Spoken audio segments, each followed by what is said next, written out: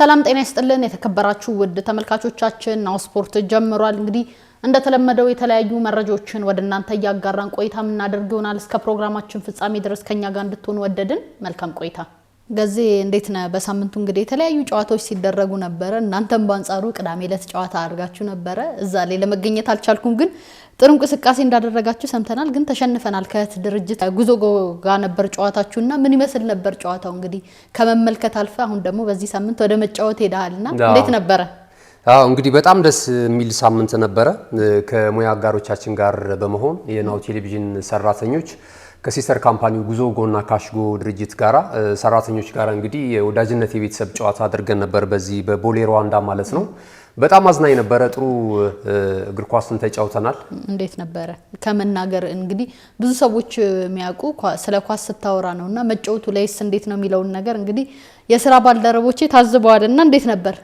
አሪፍ ነበር ማለት ይቻላል ያው እነሱ ይፍረዱ እንጂ ጥሩ ነበር ጥሩ እንቅስቃሴ ነበር ከዚህ ቀደም እንቅስቃሴ ያደርግ ስለነበረ በመሃል ግን የሥራ መደራረብ አንዳንድ ጊዜ ፕሮጀክት ስራዎች ቀዳሚና እሁድ ስለሚኖሩን የአካል ብቃት እንቅስቃሴ ለመስራት ትንሽ ያስቸግራል ሰዓት ስለሌለ ማለት ነውና ግን ይመከራል ሰው ፕሮዳክቲቭ እንዲሆን ጤናውን እንዲጠብቅ ደግሞ ስፖርታዊ እንቅስቃሴ ለማንኛውም ማህበረሰብ ይመከራልና እኛም ይሄንን የወዳጅነት ጨዋታ አድርገናል የመጀመሪያችን አይደለም ከዚህ በፊትም አድርገን አንድ ጨዋታ አሸንፈናቸው ነበር በዚህ ጨዋታ ደግሞ እነሱ ረተውናል ቤስት ኦፍ 3 ደግሞ ቀጣይ እንደዚሁ የመጨረሻውን ጨዋታ የምናደርግ ነው የሚሆነውና ጥሩ ሳምንት ነበር እንዴ ነበር አንተ እንግዲህ ብዙዎቹ የሥራ ባልደረቦቼ እንደነገሩኝ ከሆነ ከበሩ ሲያዩት ያምር ሲይዙት ያደናግር ሆኖበታል ገዜ ማውራት ብቻ ሆኖ ነበር ይያሉ ነበርና አይረ ማኔ መረቡ እንግዲህ መጠየቅ አለበት መረቡ እስኪረግብ ድረስ ነው እንደው ተውሰን መጣና በጣም ተበጫጭቆ ነው መረቡ የተመለሰው በእኔ ምክንያት ማለት ነውና አሪፍ ነበር በጣም ደስ የሚል ነው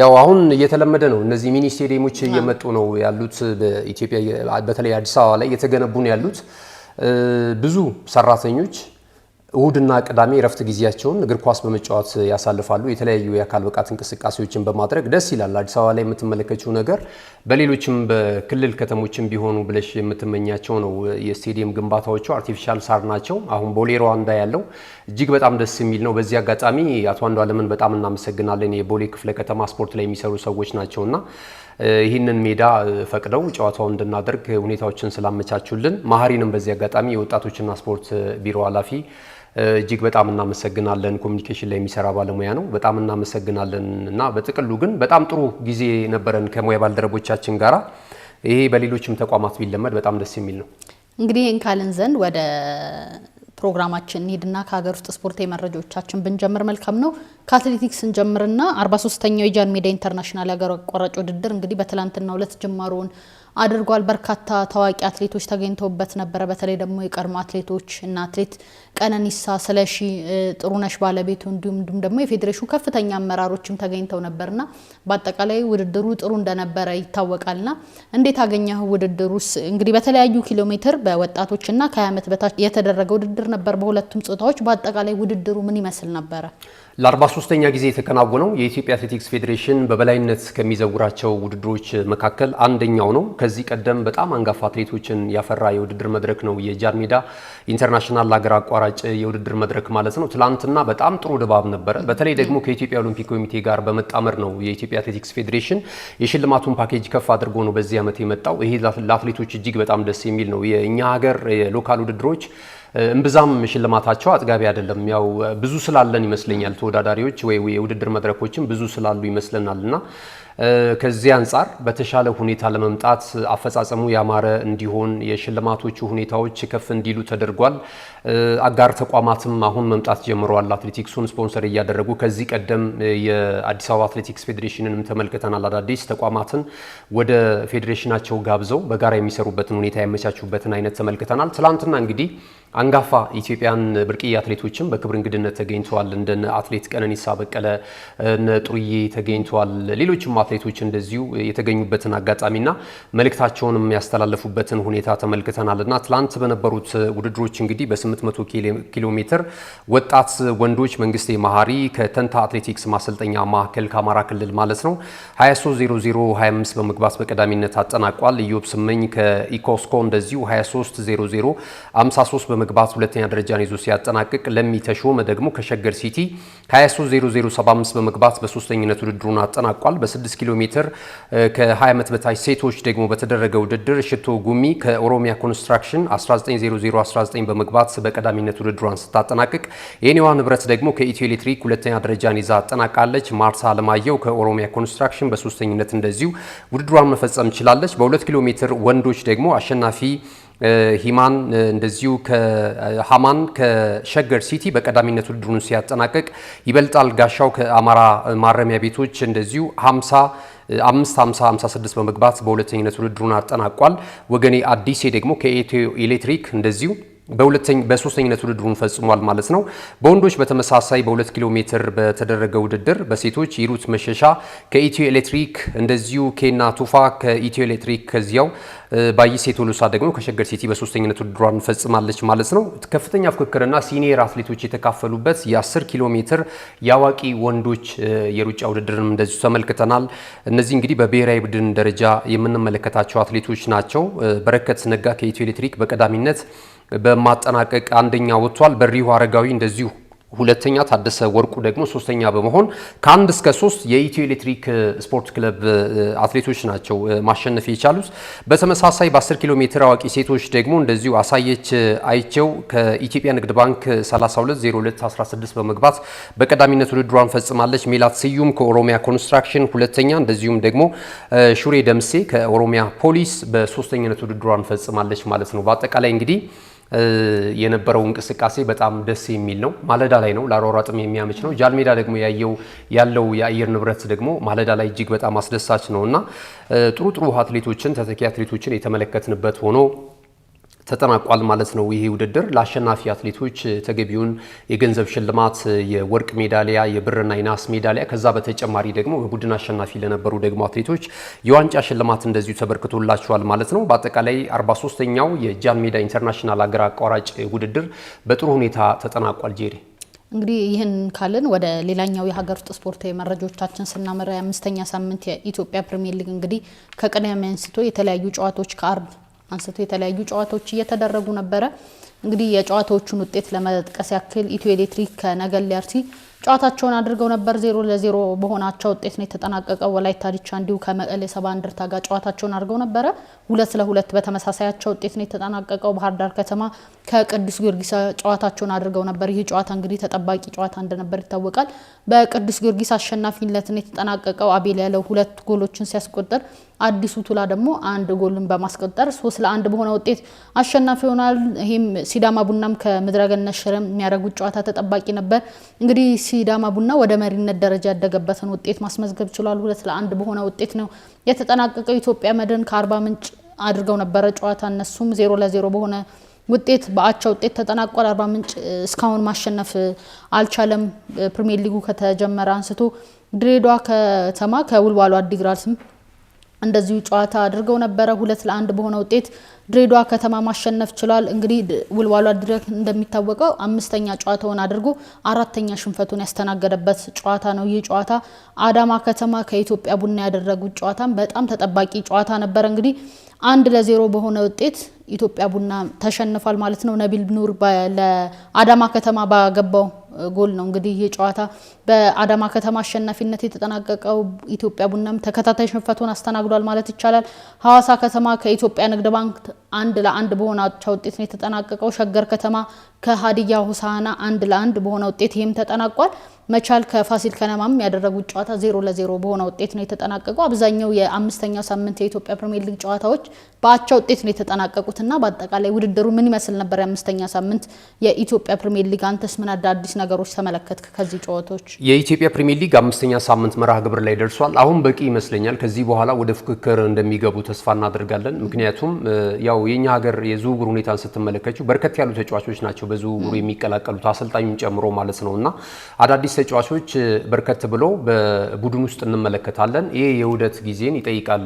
ማለት አንድ አሰልጣኝ አዳዲስ ተጫዋቾችን ሲያገኝ በምን አይነት መልኩ ተጫዋቾቹን መጠቀም እንዳለበት በመላመድና በጊዜ ብዛት ምክንያት ነው ቡድን መገንባት የሚቻለውና ከዚህ አንጻር እንግዲህ እስካሁን ድረስ እስከ 5ኛ ሳምንት መርሃ ግብር ድረስ የራሳቸውን የተጫዋቾቹን አቅም የመለየትና በምን አይነት ጨዋታ ብንጫወት በሊጉ ላይ የተሻለ ውጤት እናመጣለን የሚሉበትን አይነት ጊዜ ነው ማለት ይቻላል እስካሁን ድረስ የነበረው ማለት ነው። ከዚህ በኋላ ግን ክለቦች እንግዲህ ጠንከር ብለው ብርቱ ፍክክር ያሳያሉ ተብሎ ይጠበቃል ማለት ነውና ኢትዮጵያ ቡና እግር ኳስ ክለብ ያደረገው ጨዋታ በጣም አስገራሚ ሁኔታ ላይ ነው የሚገኘው። ኢትዮጵያ ቡና አሁን 14ኛ ደረጃ ላይ ነው የሚገኘው በ4 ነጥቦች ማለት ነው። 2 የግብ ክፍያ አለበትና በዚህ ደግሞ የክለቡ ደጋፊዎች ደስተኛ እንዳልሆኑ እየገለጹ ነው የሚገኙት። አሁን በሂደት ካየሹ ስቴዲየም የሚገቡት ራሱ የኢትዮጵያ ቡና ደጋፊዎች እየቀነሱ ድባቡም እንደዛው እየተዳከመ ብዙ ጊዜ ደግሞ አዲስ አበባ ላይ በሚደረጉ ጨዋታዎች ቅዱስ ጊዮርጊስና ኢትዮጵያ ቡና ጨዋታ ሲኖራቸው ነው በደንብ ስቴዲየም ሞልቶ ድባቡም ደስ የሚል አይነት ነገር የምንመለከተውና እነዚህ ደግሞ ደጋፊዎች መራቃቸው የበለጠ ለራሱ ለክለቡ ብቻ አይደለም ለሊጉ ራሱ ለተመልካችም እዛ ውስጥ በስቴዲየሙ ለሚኖረው ድባብ በራሱ የሚቀንሰው ነገር አለና አሁን ላይ እንግዲህ ቦርዱን መመልከት አለበት። በእርግጥ ቦርዱ ላይ ያሉ ሰዎች ራሱ አሁን ላይ እንግዲህ አንዳንድ ጥያቄም እየተነሳባቸው ነው የሚገኘው ማለት ነው። እኛ በተደጋጋሚ እንግዲህ ብዙ ህዝባዊ መሰረት ያላቸው ክለቦች ላይ መሰረት እናደርጋለን አንዳንድ መረጃዎችን በመናቀርብበት ሰዓት ላይ ግን እየተመዘገበ ያለው ውጤት ደግሞ የሚያሳየው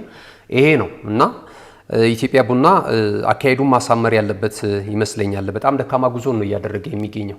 እንግዲህ ባሳለፍነው ሳምንት ከኢትዮ ኤሌክትሪክ ጋር ጨዋታ አድርገው በተመሳሳይ መልኩ ተሸንፈው ነበርና ደጋፊዎችም ተቃውሞ አሰምተው ነበር። በትላንትናው ጨዋታም በተመሳሳይ መልኩ በተለይ አሰልጣኝ አቤል ላይ በጣም ተቃውሞ ሲያሰሙ ነበርና ቦርዱ ላይም በተመሳሳይ ሁኔታ ደጋፊው ተቃውሞ ሲያሰማ ነበርና ምን አይነት ችግር ነው የገጠመን ሚለውን ነገር ራሱ የቦርዱ አባላት አሰልጣኙን ተነጋግረው ቢፈቱ መልካም ነው ብለን እናስባለን። ምክንያቱም በዚህ ሁኔታ ከቀጠለ በተለይ ኢትዮጵያ ቡና የሚያረጋው ነገር መቀዛቀዝ የሚያሳይ ከሆነ በደጋፊው ዘንድም በጣም መቀዛቀዝ ይኖራል ብዬ አስባለሁ። አንተም ህዝባዊ መሰረት ካላቸው ክለቦች መካከል በአንደኝነት ደረጃ የሚጠቀሰው እንግዲህ ኢትዮጵያ ቡና ነው። ያው ወደ አዲስ አበባም ከተማ ውድድሩ መምጣቱ እንግዲህ ኢትዮጵያ ቡና በጣም ደስተኛ ሆኖ ነው የተቀበሉት ደጋፊዎቹና እንደዛ ሆኖ ደግሞ ኢትዮጵያ ቡና ክለብ የሚያሳየው አቋም በጣም የወረደ መሆኑ ደግሞ ሊጉ በጣም እንዲቀዛቀዝ ያደርገዋልና እስቲ ወደፊት ደግሞ ምን ይሆናል ገና 5ኛ ሳምንት ላይ ነው ያለነውና ምን አይነት የሚስተካከሉ ነገሮች መስተካከል ያለባቸው ጉዳዮች ግን ከወዲሁ ርምት መደረግ ያለባቸው ይመስለኛል ለቡድኑ የተሻለ ጉዞ ለማድረግ ማለት ነው። አንዳንድ ጊዜ ሁለት አይነት ደጋፊ ነው ያለው ኢትዮጵያ ቡና ውስጥ የምታዘበው ነገር አንደኛው በጣም ከልቡ ለቡድኑ መሻሻል ለክለቡ ማደግ ለክለቡ ውጤት ማስመዝገብ በደንብ አርግቶ ገንዘቡንም ጊዜውንም ሰጥቶ በስቴዲየም እየተገኘ በጣም የሚጮህ የቡድኑ ሽንፈት የሚያንገበግበው የቡድኑ ውጤት ደግሞ የሚያስደስተው አይነትን ደጋፊ ታያለሽ። በሌላ በኩል ደግሞ የቦርዱን ሰዎች የሚከተሉ ዝም ብሎ አለ አይደለ የሆነ አስተያየትም ሲሰጪ ሚዲያውን ሁላ ለመዋጋት ፍላጎት ያላቸው አንዳንድ የክለቡ ደጋፊዎች አሉ። እነዚህ ለክለቡ የሚጠቅሙ ሰዎች አይደሉም። በነፈሰበት ብቻ የክለቡ አመራሮች የሚያደርጉትን ነገር ይዞ መሄድ ይሄ የኢትዮጵያ ቡና እግር ኳስ ክለብን የሚመጥን ነው ብዬ አላስብም። ትክክል አይደለም። ውጤት ሳይመዘገብ ሲቀር ወይም ደግሞ ደካማ አፈጻጸም ሲኖር መተቸት አለባቸው፣ ተቃውሞ ማሰማት መቻል አለባቸው። ጥሩ ውጤት ሲመጣና ጥሩ ስራ ደግሞ ሲሰራ የቦርዱንም ሰዎች ይሁን ተጫዋቾችንም ይሁን አሰልጣኞችንም ደግሞ ማሞገስ ይሄ የተለመደ ነው፣ በሌላውም ዓለም የምናየው ነው። ግን አንዳንድ ጊዜ ጥፋትም እየጠፋ ወይም ደግሞ ቡድኑን የማይመጥንም ውጤቶች እየተመዘገቡ ጥሩ ነው ምናምን የሚሉም አሉ እና እነዚህ ሁለት አይነት ደጋፊዎች ሁለት አይነት የኢትዮጵያ ቡና እግር ኳስ ክለብ ሁለት አይነት አመለካከት ያላቸው ደጋፊዎች ናቸው። አሁን እነሱን አንድ ማድረግና ቡድኑን ወደሚጠቅመው አካሄድ መምጣት ያለባቸው ይመስለኛል። ጊዮርጊስ ወደ አሸናፊነቱ ተመልሷል። በተከታታይ ጨዋታዎች ላይ እንግዲህ ባለፈው ትንሽ ከሸገር ሲቲ ጋር በነበረው ጨዋታ ሽንፈት አስተናግዶ ነበረ። አሁን አሰልጣኝ ፋሲል ተካልኝ ተስተካክለናል ግን ገና ይቀረናል የሚል ነገር ነው የተመለከትነው። 3-1 በሆነ ውጤት ጨዋታውን እንደዚሁ ማሸነፍ የቻለበትን ውጤት ተመልክተናል። ሌላው ተጠብቆ የነበረው የመቻልና የፋሲል ከተማ ያው ግብ አልተቆጠረበትም 0-0 በሆናቸው ውጤት ተጠናቋል። አዋሳም እንደዚሁ ከኢትዮጵያ ንግድ ባንክ ጋር ባቻ ውጤት ነው ጨዋታውን ያጠናቀቀው ማለት ነው። አዳማ ከተማ ግን አሰልጣኝ ስዩም ከበደን እንግዲህ መሪ አድርጎ የቀጠረ ነው በዚህ አመት ማለት ነው። ሶስተኛ ድሉን እንደዚሁ ማሳካት ችሏል። ነጥቡን ወደ 9 ከፍ ማድረግ ችሏል። እስካሁን ድረስ ሽንፈት ካልገጠማቸው ክለቦች መካከል አንደኛው ነው። 3 አቻ ወጥቷል። 2 ጨዋታ በአሸናፊነት አጠናቋልና የሊጉን የደረጃ ሰንጠረዥ ስንመለከት ሲዳማ ቡና በ12 ነጥቦች ይመራል። መቻል እንደዚሁ በ11 ነጥብ፣ ኢትዮ ኤሌክትሪክም ተመሳሳይ 11፣ ፋሲልም በ11 ነጥብ ተከታዩን ደረጃ ይዘው እየተመለከትን እንገኛለን። እንግዲህ ወራጅ ቀጠና ላይ የሚገኙ ክለቦችን ለመጥቀስ ያክል ሀዲያ ሆሳዕና፣ መቀለ ሰባ እንደርታ፣ ወላይታ ዲቻ እንዲሁም ደግሞ ውልዋሎ አዲግራት ዩኒቨርሲቲ ወራጅ ቀጠናውን ይዘውት ይገኛሉ። ያው 5ኛ ሳምንት ነው። ምን አይነት ውጤት በቀጣይ ይመዘገባል የሚለው ጥሩ ነገሩ አሁን 10 ቀናቶች ረፍት አለ። የብሔራዊ ማለት የሀገራት ጨዋታዎች ስለሚኖሩ እኛ ግን ከሀገራት ጨዋታዎች ውጪ ስለሆነ የትኛውንም የማጣሪያ ጨዋታዎች አናደርግም። እንደምታውቂው ያው አስቀድመን ከሁሉም ውድድሮች መሰናበታችን የሚታወስ ነውና የኢትዮጵያ ዋንጫ ጨዋታዎች ይከናወናሉ በዚህ ሳምንት መጨረሻ ላይ ማለት ነውና እንግዲህ ሊጉ ለ10 ቀናት ይቋረጣል ማለት ነው። እንግዲህ በተለይ ደግሞ ወራጅ ቀጠና ላይ ለሚገኙ ክለቦች ጥሩ እንቅስቃሴ ላይ ያልሆኑ ክለቦች እንግዲህ ይህንን አጋጣሚ ይጠቀሙታል ብለን እናስባለን። ተመልካቾቻችን የሀገር ውስጥ ስፖርት መረጃዎቻችን ይህን መስል ነበር።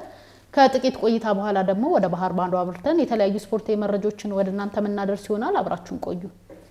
ካሽጎ በየትኛውም ዓለም ሆነው በማንኛውም ሰዓት ለወገኑ የሚደርሱበት ፈጣን የገንዘብ መላኪያ ተከፈተሎ። ማስተርና ቪዛ ካርዶን በመጠቀም ከ5 እስከ 20 ዶላር የሚልኩበት አዲስ የገንዘብ መላኪያ መንገድ። ካሽጎን ለየት የሚያደርገው የትኛውም የገንዘብ ዝውውር በፍጥነት አገልግሎት ከመስጠቱም ባሻገር ለማንኛውም አገልግሎት ምንም አይነት ክፍያ አለመጠየቁ ነው። በሀገራችን ታሪክ ገንዘብን ከውጪ ወደ ሀገር ቤት በማስተላለፍ በመተግበሪያ መልክ አገልግሎት መስጠት የጀመረው የመጀመሪያው ሀገር በቀል የገንዘብ መላኪያ ዘዴ ካሽጎ ከ4500 በላይ ባሉ የባንክ ቅርንጫፎች አገልግሎት እየሰጠ ይገኛል። ገንዘቦን በሰኮንዶች ልዩነት ውስጥ ይፈልጉ በአካውንቶ ወይንም በእጆ ቆጥረው የሚወስዱበት ልዩ ዘዴ። በቅርቡ ሁሉንም ኢትዮጵያዊ ባለቤት ለማድረግ ጉዞ የጀመረው ካሽጎ ዛሬውኑ መተግበሪያውን በስልኮ ላይ በመጫን የአገልግሎቱ ተጠቃሚ ሆኑ። ፍጥነት መለያችን፣ ኢትዮጵያን መክፈቻችን፣ ካሽጎ ነው መላኪያችን። ካሽጎ የአዲሱ ትውልድ ብራንድ።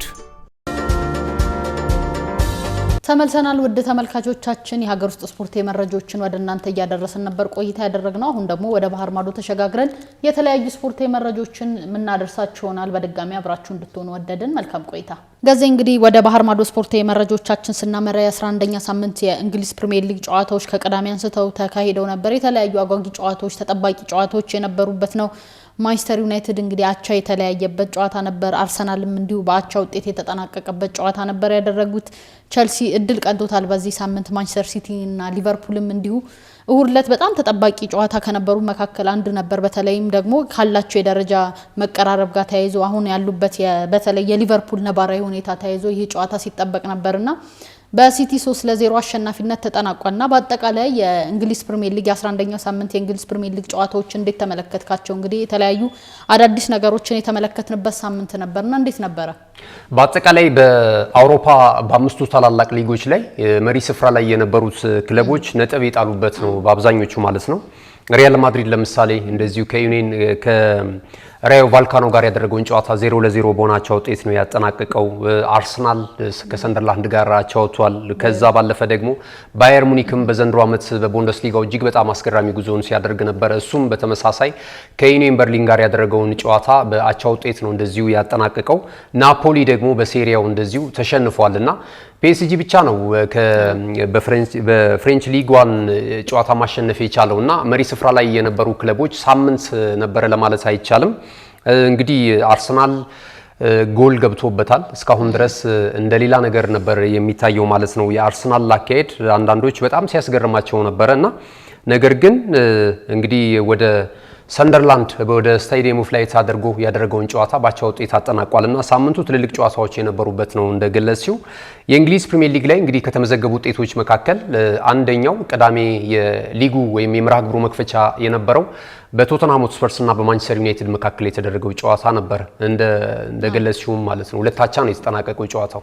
እንግዲህ ማንቸስተር ዩናይትድ በጣም ተጠባቂ ጨዋታ የነበረበት ነው። ማንቸስተር ዩናይትድ ያደረገው ጨዋታ በጣም ተጠባቂ ነበረ።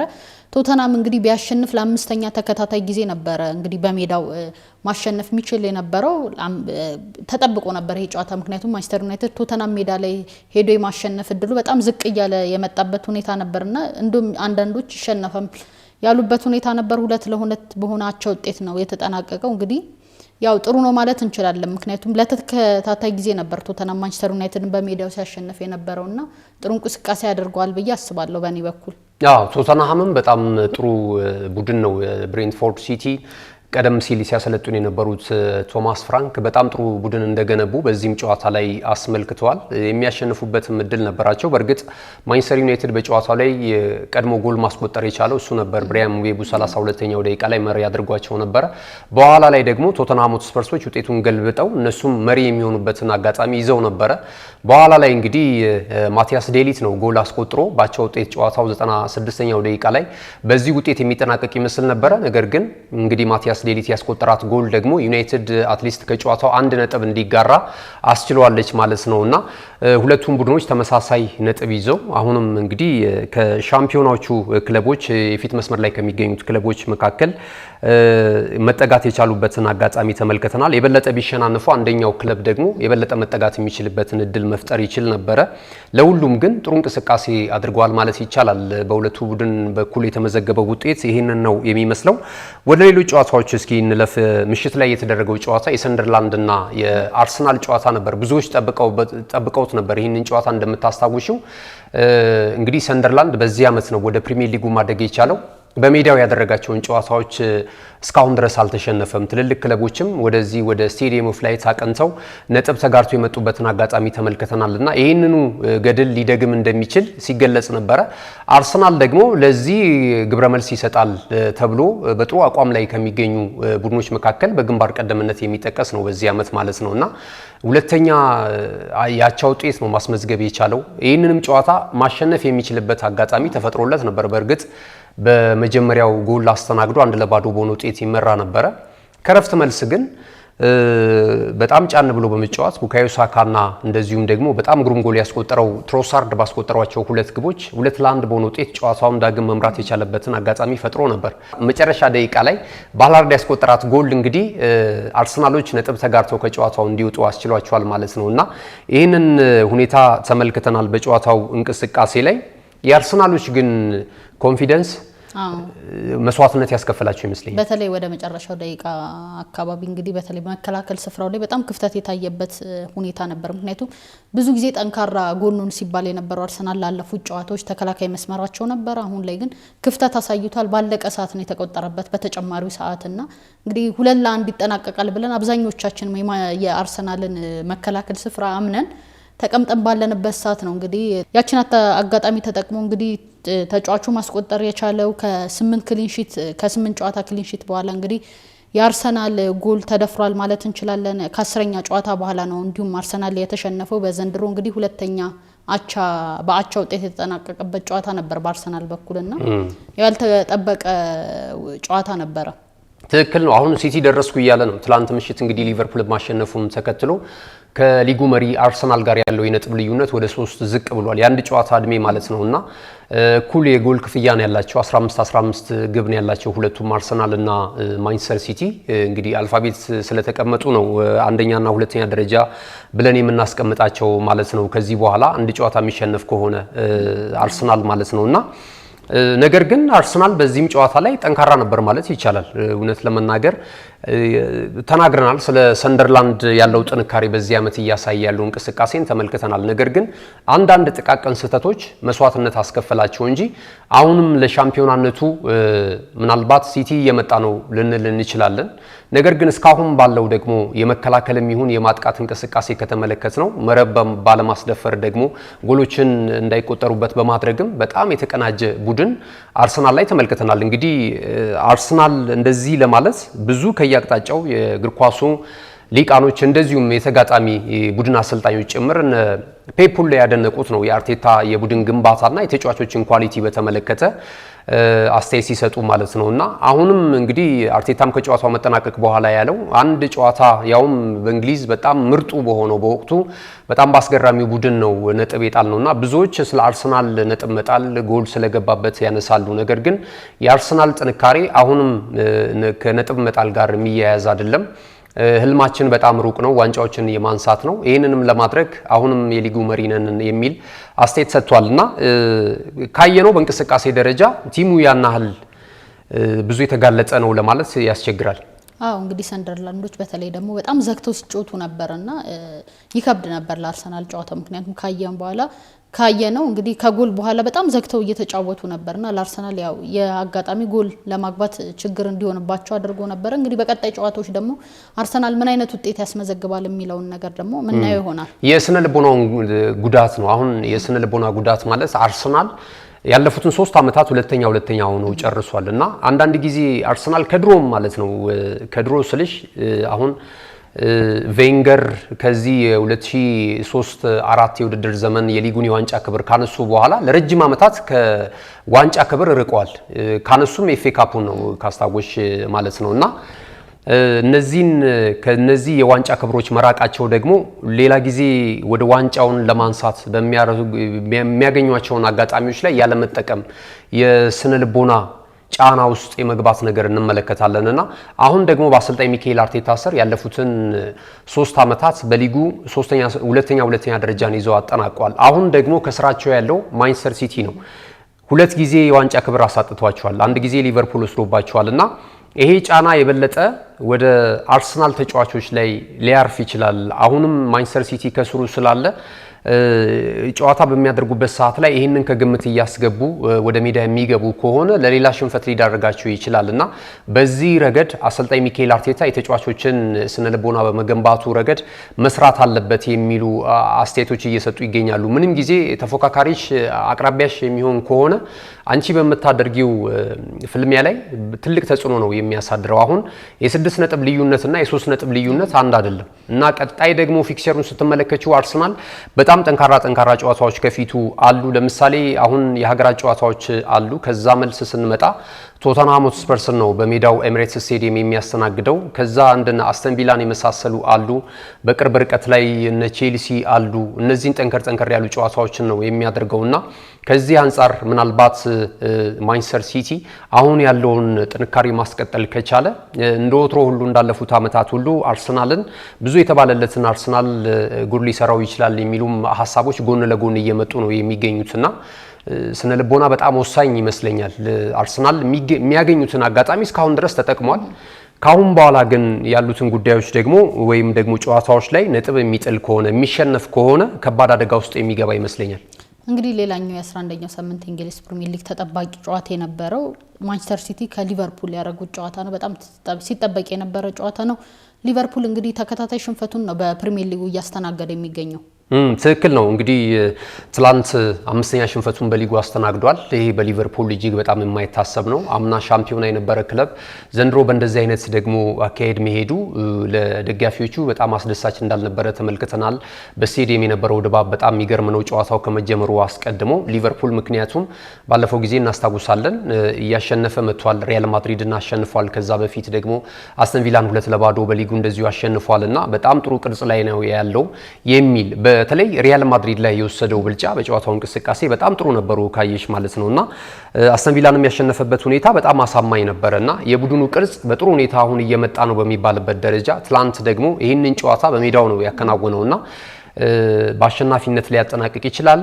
በኢታሃድ ላይ ነው የተደረገው ጨዋታውና ይህን ጨዋታ ሊያሸንፍ ይችላል። ካልሆነም ደግሞ በአቻ ውጤት ጨዋታውን ሊያጠናቅቅ ይችላል። የበለጠ ወደ አርሰናል ወይም ደግሞ ወደ ሻምፒዮናነት ፉክክር የሚያደርገውን ጉዞ ያጠናክራል የሚሉ ነገሮች መረጃዎች ሲወጡ ነበረ። ነገር ግን ትላንትና የአሰልጣኝ ፔፕ ጋርዲዮላው ቡድን እጅግ በጣም የማይቀመስ ከግብ ጠባቂነት እስከ ፊት መስመር ድረስ የነበራቸው እንቅስቃሴ በአጠቃላይ በጣም አስደናቂ ነበረና በጨዋታው ላይ የነበራቸው የብልጫ በጣም አስገራሚ ነው። በጣም ከፍተኛ ልዩነት ነበረው። ለምሳሌ የጎል ሙከራዎችን ብንመለከት 17 ሙከራዎችን አድርጓል ኦፍ ታርጌት ማለት ነው። ማንቸስተር ሲቲዎች። በተቃራኒው ደግሞ ሊቨርፑል 7 ሙከራ ብቻ ነው ማድረግ የቻለው። እንደዚህ ኦን ታርጌት ወይም ኢላማቸውን የጠበቁ ኳሶችን ስንመለከት ደግሞ 6 ሙከራዎችን አድርገዋል ማንቸስተር ሲቲ። በተቃራኒው አንድ ኦን ታርጌት ነው ማድረግ የቻለው ሊቨርፑል ማለት ነው በጨዋታው እንቅስቃሴ። ማንቸስተር ሲቲ እንግዲህ ከሞከራቸው 6 ሙከራዎች 3ቱን ወደ ግብ መቀየር ችሏል። በጨዋታውም አጠቃላይ የኳስ ቁጥጥርን ከተመለከትን 51 በመቶ በጨዋታው ላይ የነበራቸው ማንቸስተር ሲቲዎች ነበሩ። ሃላንድ እንደውም ጎል ስቷል እንደምትመለከቱው የፍጹም ቅጣት ምት አምክኖ፣ ነገር ግን በጨዋታው ጎል ማስቆጠር የቻለበት ሂደት ነው። የትላንቱ ጨዋታ ለአሰልጣኝ ፔፕ ጋርዲዮላ 1000ኛው ጨዋታ ነበርና በ1000ኛው ጨዋታ ደግሞ ድል ማስመዝገብ ችሏልና ተጫዋቾቼንም በጣም ሰርፕራይዝ አድርገውኛል፣ በጣም አመሰግናቸዋለሁ። ከሚገባው በላይ ጨዋታውን እንድናሸንፍ ሁሉም የነበራቸው ቁርጠኝነት በጣም አስደሳች ነበር የሚል አስተያየት ሰጥቷል። በጨዋታው እንቅስቃሴ ላይ ደስተኛ እንደነበረ ገልጿልና ለዋንጫውን ፍክክር ተቃርበናል፣ አሁንም ቢሆን አርሰናል ዋንጫውን የማንሳት እድል አለው ብሏል። እንግዲህ ይሄ ሾርኔ ሊሆን ይችላል ወይስ ደግሞ የአመቱ መጨረሻ ላይ ነው የምንመለከተው። አንዳንድ ጊዜ ከፊት ለፊት የሚገኙ የክለብ መሪዎችን ሲያሞግሱት ያለች ከስር ያሉት ጫና ለማሳደር ማለት ነውና እንደዚህ የሚያደርጉትም ሆን ብለው ይሆን ወይስ ደግሞ አርሰናል እውነት በፔፕ እይታና መለኪያ የተሻለ ቡድን ነው የሚለው ነገር እንግዲህ በቀጣይ የምንመለከታቸው ይሆናል ማለት ነውና ትላንት እንግዲህ በተመሳሳይ ሃላንድ ግብ አስቆጣሪው ሃላንድ በፕሪሚየር ሊጉ ታሪክ 99ኛውን ጎሉ ነው ከመረብ ማሳረፍ የቻለው። ያችን የፍጹም ቅጣት ምት ደግሞ አስቆጥሮ ቢሆን 100 የሚያደርስበት ነበርና ይሄ ተጫዋች በጣም የሚገርም ነው። አዎ ብዙዎች እንግዲህ ሮቦት የሚል ስያሜ እየሰጡት ነው የሚገኘው። እውነት ሮቦት ነው። 14ኛ ጎሉን ነበር እንግዲህ ትላንትና ማስቆጠር የቻለው እና ጥሩ እንቅስቃሴ እያደረገ ነው የሚገኘው። እሱን የሚያቆም ተከላካይ ስፍራ ተጫዋች ጠፍቷል ማለት ይቻላል። እንግዲህ በጣም በሊጉ እንግዲህ ተከታታይ ወጥ አቋም እያሳየ ከሚገኙ ተጫዋቾች መካከል አንዱ ሃላንድ ሆኗል። አዎ ትክክል ነው። ዶኩም ትላንት በነበረው እንቅስቃሴ ላይ በጣም የሚገርም እንቅስቃሴ ሲያደርግ ተመልክተነዋል። ብራድሊ እሱን ለማቆም በጣም ሲቸገር የነበረበትን አጋጣሚ ነው የተመለከትነው። ባለፈው በሳምንቱ አጋማሽ እንደምናስታውሰው በአውሮፓ ቻምፒየንስ ሊግ የውድድር መድረክ ላይ ቪኒ ጁኒየርን ነበረ በዛ መስመር ላይ በሪያል ማድሪድን በገጠሙበት ጨዋታ ሊቨርፑል 1-0 በሆነ ውጤት ባሸነፈበት እንቅስቃሴ ታስታውሺ እንደሆነ ቪኒ ጁኒየርን በጣም ቀጥ አድርጎት ነበረ ወጣቱ ብራድሊ ማለት ነው። ነገር ግን ትላንት በነበረው እንቅስቃሴ ግን የዶኩን ፍጥነትና በተለይ ፌንታ አድርጎ ፌንታ ሰርቶ የሚያልፋቸውን ኳሶች ለማቆም ሲቸገር የተመለከትንበትን አይነት እንቅስቃሴ አይተናል። በአጠቃላይ ግን የማጥቃቱም እንቅስቃሴ በጣም ደካማ ነበረ። የሞሐመድ ሳላ በጣም ሲኒየር ተጫዋቻቸው ነው። ነገር ግን ደግሞ ፍራስትሬት ደጋግሞ ሲያደርግ ታያለች። ከጨዋታ ውጪ ነው አብዛኞቹም ኦፍሳይድ ትራክ ውስጥ ነበር የሚገኘውና ያ የድካም ስሜት አንደኛ ተስፋ መቁረጥ፣ በቡድኑ ደስተኛ ያለመሆን ይመስለኛል። ቡድኑም እንደ ቡድን ያን ያህል ውጤታማ ነው ለማለት አይቻልም። እስካሁን ድረስ ከሊቨርፑል የጠበቅነውን እንቅስቃሴ ማየት አልቻልም። ሽንፈቱ ብቻ አይደለም የጨዋታው እንቅስቃሴ ሁላ ብልጫ ተወስዶባቸዋል ትላንት በነበረው አጋጣሚ ማለት ነውና ኢሳቅም የቡድን ስብስብ ውስጥ ተካቷል። ነገር ግን ደግሞ አርነ ስሎት ፊት አይደለም ለዚህ ጨዋታ በሚል በአካል ብቃቱ ረገድ ወደ ጨዋታው ሊያስገቡት አልደፈሩም። ኡጎ ኢቲኬ ወደ 56 ደቂቃዎችን ጨዋታ ሜዳ ውስጥ መቆየት ችሏል። ነገር ግን ኳስ ማቀበልም አልቻለም፣ ጎል ማስቆጠር ያልቻለበትን ሂደት ተመልክተናልና በአጠቃላይ ሊቨርፑል የሜዳ ላይ አካሄዱ ሪፎርም የሚያስፈልገው ይመስለኛል። አዲስ አጫዋት ወይም ደግሞ ተጫዋቾች ላይ ብቻ የሆነ ኤነርጄቲክ የሚያደርግ አይነት አካሄድ የሚያስፈልጋቸው ይመስለኛል። ከእንግሊዝ ፕሪሚየር ሊግ ጨዋታዎች ወጣ ስንል እንግዲህ ወደ ስፔን ላሊጋ እናምራና ሪያል ማድሪድ እንግዲህ የመጀመሪያ ያቻነት ውጤቱን አስመዝግቧል ማለት እንችላለን። በተከታታይ ሊጉ ከተጀመረ በኋላ በአሸናፊነት ነበረ ሲያጠናቅቅ የነበረው። ከራዮ ቫይካኖ ጋር ነበር ጨዋታውን ያደረገው። 0-0 በሆነ አቻ ውጤት ነው የተጠናቀቀውና ሪያል ማድሪድ በቀላሉ ያሸንፋል ተብሎ ነበር የተጠበቀውና አቻ በሆነ ውጤት ተጠናቋል። ያው ሪያል ማድሪድም እንግዲህ መሪነቱን ማስቀጠል የሚችልበትን አጋጣሚ ማሳካት አልቻለም። 0-0 በሆናቸው ውጤት ተጠናቋል። የበለጠ ደግሞ አሁን በላሊጋው እንግዲህ አዲስ ምዕራፍ የተከፈተበት ሳምንት ነው ማለት ይቻላል። ምሽት ላይ ጨዋታውን ያደረገው ደግሞ ባርሴሎና እንደዚሁ ከሜዳ ውጪ ተጉዞ ሴልታ ቪጎን 4-2 በሆነ ውጤት በማሸነፍ መጥቷልና አሁን በመካከላቸው ያለው የነጥብ ልዩነት እንደዚሁ ወደ 3 ዝቅ ያለበትን አጋጣሚ ተመልክተናል። የአንድ ጨዋታ ዕድሜ ማለት ነው። ስለዚህ ባርሴሎናም አሁን የላሊጋው የላሊጋውን የዋንጫ ክብር የማሳካት ትልቅ እድል አላቸው። ሪያል ማድሪድ በተከታታይ ጨዋታዎች ላይ ነው ሽንፈት ያስተናገደው። በአውሮፓ ቻምፒየንስ ሊግ የውድድር መድረክ በሊቨርፑል ተሸንፏል። አሁን ደግሞ እንደዚሁ ባቻ ውጤት እንደዚሁ ላሊጋው ላይ እንደዚሁ ውጤት አስመዝግቧል ማለት ነው። እንግዲህ ይሄንን ይመስላል የላሊጋ ውጤቶች ማለት ነው። ወደ ጀርመን ቡንደስሊጋ እናምራና ባየር ሙኒክም በተመሳሳይ መልኩ እንግዲህ አቻ በሆነ ውጤት ነው እንግዲህ ጨዋታውን ያጠናቀቀው ከዩኒየን ጋር ነበረ ጨዋታው።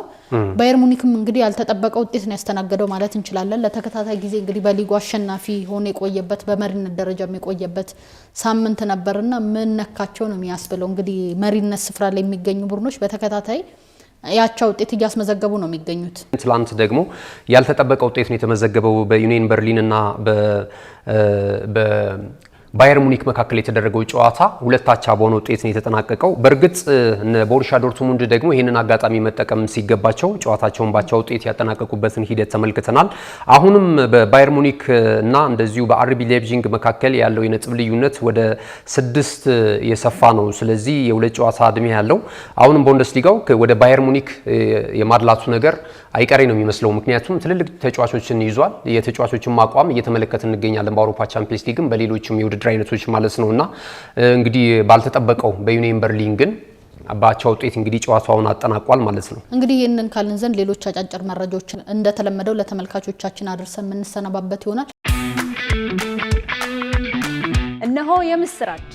የ10 አየር መንገድ የበረራ ትኬት ለውድ ደንበኞቹ በተቀላጠፈና አስተማማኝ በሆነ መንገድ እያቀረበ ያለው በዚህም በደንበኞቹ የተመሰገነው ጉዞጎ አሁን ደግሞ ተደራሽነቱን በማስፋት ተጨማሪ ባንኮችን በማካተት ለውድ ደንበኞቹ የበለጠ አስተማማኝ ለመሆን ችሏል።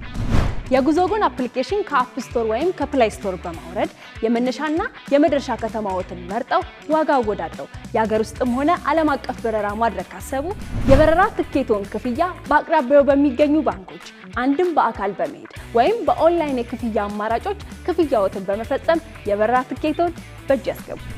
ከዚህም በተጨማሪ እንደ ሁሉ ጊዜው ወደ ጉዞጎ የጥሪ ማዕከላችን 7473 በመደወል ከሙሉ የበረራ መረጃ ጋር የ24 ሰዓት የትኬት አገልግሎት ማግኘት እንደሚችሉ ስናበስሮ በታላቅ ደስታ ነው።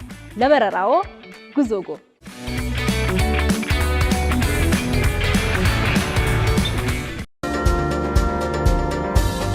አጫጭር መረጃዎች ምን ይመስላሉ የዛሬው?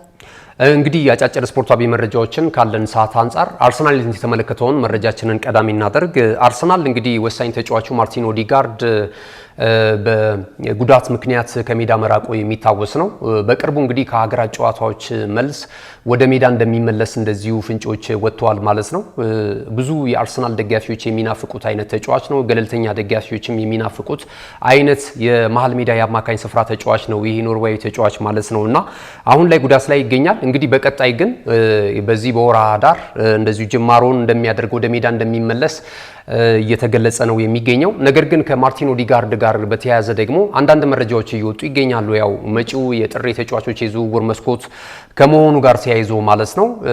በጭምጭምታ ደረጃ ከሚወጡ መረጃዎች መካከል አንደኛው ይህ ኖርዌያዊው የመሃል ሜዳ አማካኝ እጅግ በጣም አስደናቂው መድፈኛ ማርቲን ኦዲጋርድ በቀጣይ ምናልባት ባርሰሎናዎች ለማስፈረም ፍላጎት እንዳላቸው እየተገለጸ ነው የሚገኘው። ይሄ እንግዲህ አርሰናል በቀላሉ ይሄንን እውንታ ይሰጣል የሚል እሳቤ የለም። ምክንያቱም ይሄ የቡድኑ በጣም ሚዛን የሚጠብቅ ትልቅ ተጫዋች ነው። ቡድኑ እሱን ሲያገኝና ከሱ ውጪ ሲሆን እንዴት ያለ ደካማ እንደሚሆን ተመልክተናልና በእርግጥ አሉ አሁን እንደነ ዙቢሜንዲ እነ ራይስ የሱን ቦታ በደንብ ተክተው እነ ሚካኤል ሜሪኖም እዛ ጋር መጫወት ይችላል። ነገር ግን ቡድኑ ግን ቀለሙን ያጣል። ብዙ ጊዜ ካየሽ ደጋፊዎች ራሱ ሙሉ ሆነው አያዩትም። ምንም ያናል አበርክቶ እንኳን እንትን ቢል በቴክኒኩ በጣም የላቀ ስለሆነ ከፊት ለፊት የሚጫወቱ ተጫዋቾች ላይ ትልቅ ተጽዕኖ ነው ያለው። በተቃራኒ ቡድን ተጫዋቾች ላይም ትልቅ ተጽዕኖ ነው ያለው። በቴክኒኩ በጣም የላቀ ተጫዋች ስለሆነ ማለት ነውና ይህንን ተጫዋች ወደ ስፔኑ ክለብ ባርሴሎና አርሰናል አሳልፎ ይሰጣል ወይ የሚለው ነገር እንግዲህ በቀጣይ የሚታይ ይሆናል። የተጫዋቾችን ውል በከፍተኛ ሁኔታ ለማራዘም ከተለያዩ ተጫዋቾች ጋር ንግግር እያደረገ ነው የሚገኘው። የሚገኘው የነ ቲምበርን አንስተናል ከዚህ ቀደም የነ ቡካዮ ሳካም እንደዚሁ በተመሳሳይ የውል ኮንትራታቸውን ለማደስ ፍላጎት አላቸው ከአካዳሚው የሚወጡ ታዳጊ ተጫዋቾችንም እንደዚሁ እያስፈረመ ረጅም ኮንትራት እየሰጠ ነው የሚገኘውና ማርቲን ኦዲጋርድስ በቀጣይ ምን ሊሆን ይችላል የሚለው ይጠበቃል ከሰሞኑም አንዳንድ መረጃዎች እየወጡ ነበር ለምሳሌ ትሮሳርድን በተመለከተ ብዙ ጥያቄዎች እየቀረበለት ነው የሚገኘው ይሄ ተጫዋች እድሜው ገፍቶ 30 ዓመት ላይ ቢደርስም ነገር ግን አሁንም አቅም እንዳለው ያሳየ ይገኛል አሁን አቻ የወጡበትን ጎል እንኳን ማስቆጠር የቻለው ትሮሳርድ እንደነበረ ተመልክተናል መምራት የቻሉበትን ውጤት ማለት ነው ከሰንደርላንድ ጋር በነበራቸው ጨዋታ ከዛ ቀደምም ጎሎችን ያስቆጥራልና ይሄም ተጫዋች ምናልባት በጥር አሊያም በክረምቱ የተጫዋቾች የዝውውር መስኮት ላይ ወደ ሌላ ክለብ ሊያመራ የሚችልበት እድል እንዳለ እየተነገረ ነው የሚገኘው ማለት ነው አንድ ሌላ አንጎላን በተመለከተ የወጣ መረጃ ለመጨረሻ እናድርገው አንጎላ እንግዲህ በቀጣይ ህዳር 5 75ኛ ዓመት ከቀኝ አገዛዟ ከፖርቹጋል የተላቀቀችበትን ዓመት ለማክበር የተለያዩ ፌስቲቫሎችን እያዘጋጀች ነው የምትገኘው የተለያዩ ሽርጉዶች እየተደረጉ ይገኛሉ በአንጎላ ማለት ነውና አንደኛው በስፖርት ለማሳለፍ ፍላጎት አላቸው ትልቅ የወዳጅነት ጨዋታ እያመቻቹ ነው የሚገኙት ከአርጀንቲና ብሔራዊ ቡድን ጋር የአርጀንቲና ብሔራዊ ቡድን ደግሞ ለዚህ የወዳጅነት ጨዋታ 12 ሚሊዮን ዩሮ ጠይቋል የአንጎላን እግር ኳስ ፌዴሬሽን ማለት ነውና የሀገሪቱ ስፖርት ሚኒስቴር ይሄንን ለማድረግ ፍላጎት እንዳለው ሲገልጽ ነበር አጠቃላይ በሁለቱ ሀገራቶች መካከል ይሄንን የወዳጅነት ጨዋታ ለማድረግ ተስማምተው ነበር ነገር ግን አሁን ደግሞ የአንጎላ ዜግነት ያላቸው ወይም ደግሞ የአንጎላ ነዋሪዎች ተቋሙ እያሰሙ ነው የሚገኙት ማለት ነው ለምንድነው ብዙ መሰረተ ልማት በሌለበት ለታዳጊዎች መሆን የሚገባውን ይሄንን 12 ሚሊዮን ዩሮ የሚደርስ ገንዘብ ለዚህ የወዳጅነት ጨዋታ አንጎላ መክፈል የለባትምና ይሄ መሆን የለበትም ለዚህም አድማ እናደርጋለን የሚል አስተያየት እየሰጡ ነው የሚገኙትና እንግዲህ ቀናቱ እየተቃረበ ነው ሊዮኔል አንድሬስ ሜሲን ይዞ ለመሄድ የአርጀንቲና እግር ኳስ ፌዴሬሽን እንደዚህ ዝግጅት እያደረገ የአርጀንቲና ብሔራዊ ቡድን ዝግጅት እያደረገ እየተገለጸ ነው የሚገኘው እነሱ ደግሞ እዛ አንጎላ ውስጥ ያለውን አንዳንድ ሰው ሰራሽና የተፈጥሮ ሀብታቸውን ለዓለም የምናስተዋውቅበት ነው ሜሲ እዚህ መምጣቱ ለኛ ትልቅ ነገር ነው የሚል ጨዋታውን እንደ ጥሩ አጋጣሚ በመመልከት በዚህ ታላቅ ቀን የነዚህን ትልልቅ ሰዎች ደግሞ ማግኘታችን በጣም ደስ የሚል ነው ለዛ ነው የምንከፍለው የሚል ነገር ነውና አሁን በመንግስትና በሀገሪቱ ነዋሪ መካከል የተደረገው ነገር በምን አይነት ሁኔታ ይቋጫል የሚለው በቀጣይ ቀናት የምንመለከተው ይሆናል ካለን ሰዓት አንፃር ግን የመረጃ ሰዓታችን እዚህ ላይ እናጠናቅቃለን ተመልካቾቻችን የዛሬው የናሁ ስፖርት መሰናዷችን የተመለከታችሁትን ይመስል ነበር ስለነበረን ቆይታ ከልብ አድርገን እናመሰግናለን መልካም ቀን